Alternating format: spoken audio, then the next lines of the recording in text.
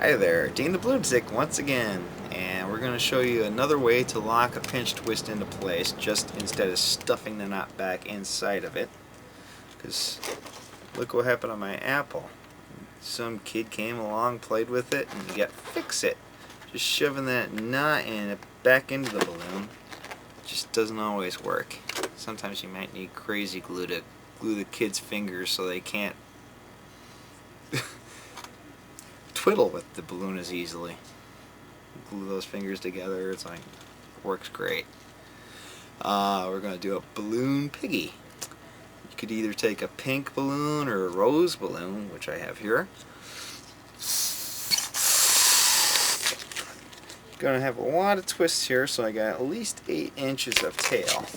And of course, when you're doing a tulip twist and you're shoving the balloon inside itself, that takes a lot of tail. Try to get your mouth and your knot as close as possible, so you don't have like your normal knot, half-inch bubble. And tulip twist that in there, just like we did on the last video with the chain insert. And the tulip twist is going to be about a ½ inch, if not just a smidgen bigger. Instead of continuing to stuff inside, we're going to just twist off that single tulip twist and pinch twist that into place. Take that pinch twist and have it so it's sticking out like a teddy bear ear, which is no longer an ear because it's a lower jaw for the piggy snout. We're going to do about an inch bubble, and now we do a teddy bear head. Got your nose, the back of your head, not the back of my head, but the back of the piggy's head, side of the head. I already explained this to you twice, so if I'm going too fast, pause this video or watch some more, subscribe, and we're going to do an ear up to the side of the head, top of the head, side of the head, same exact head as the teddy bear and the koala, and side of the head, same bubbles, same size bubbles. So if you haven't seen those, subscribe and watch and rate as good as possible if you enjoy what you see. Now we're done with the teddy bear head, but now we're going to turn it into a piggy by shoving the snot in the back of it. Gently roll it on through.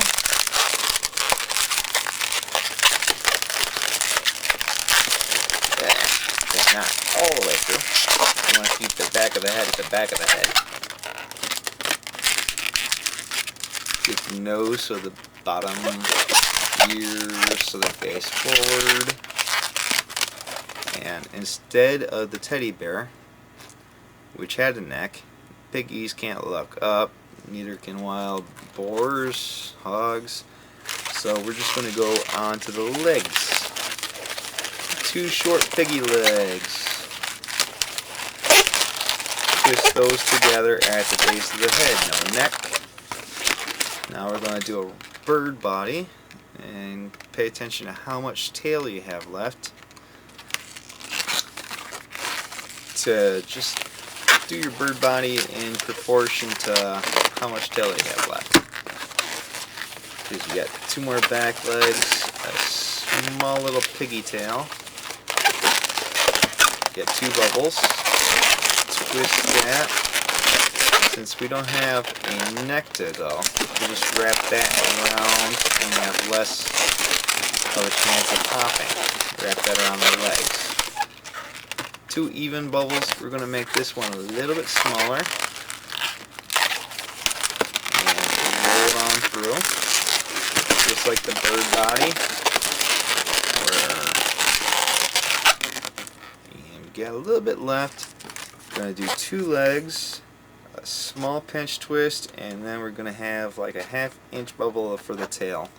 Piggy's usually got the curly tail, but on this small scale it's kind of hard to do unless you got rubber cement. Not for the kid's hands, but for the balloon.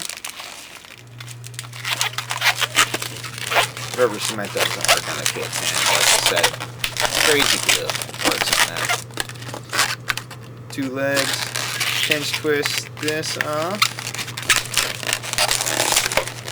Oh, we had a leak. Let's see if I could save it. This may be a deflator. You may have to take another balloon and do a rear end ectomy instead of having to start all the way from the beginning. But we got, we'll pretend that pinch twist is like the curly section of the tail. But let's say this balloon deflates because you had a leaker. You may get to fix it later on in the night, but if you're really twisting out a storm for hundreds of kids screaming, "I want a bicycle!" Let's say, do you want a bicycle? Hire me out for your next birthday party. I'm not going to do it here, but